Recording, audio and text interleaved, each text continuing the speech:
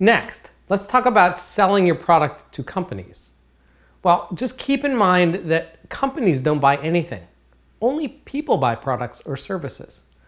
So if you're not selling, if you're doing a direct-to-consumer or retail store or whatnot, then just skip this. Go on, it won't make any sense. But if you are selling your product or service into other businesses, then sometimes it gets a little more complicated than you hope. Really, you're selling to a person.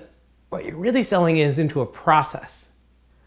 There might be a bureaucratic process, a very complicated process before that sale will happen, before that company will say yes. And then what you really need to understand in making one of these complex sales is the role of the person that you're talking to. There are really four major roles. First, there's the decision maker or decision makers. This is the person or people that will ultimately say yes, the people who will sign the contract with you.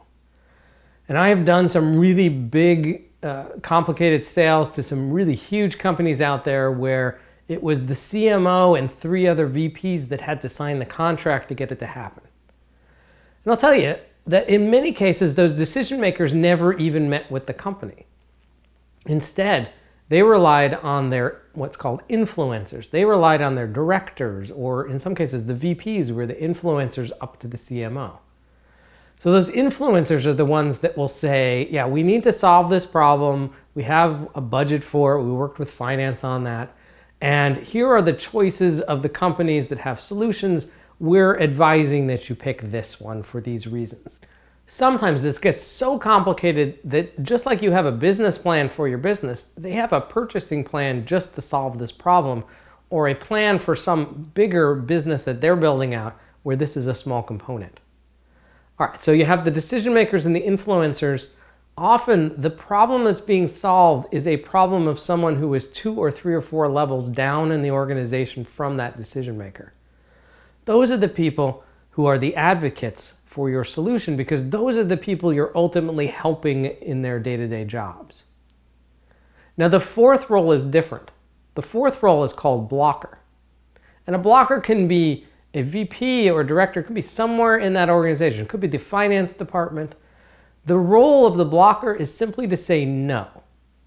And to be clear, they never say yes. It's not their job to say yes. It's not their job to like what you're doing.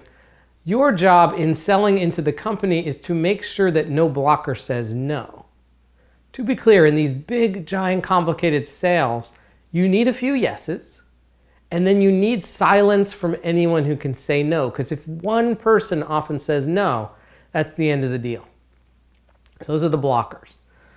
As you go forth to make one of these complicated sales, you often have multiple meetings inside this company, often with multiple people in the room, and it's your job to figure out who's playing which role.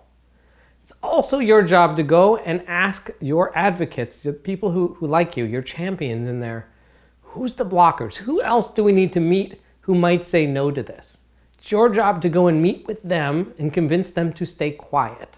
It's your job to figure out what each person in the room, what their motivation is for being in that meeting, what their motivation is in terms of this sale, and they may have different reasons for saying yes than someone sitting next to them.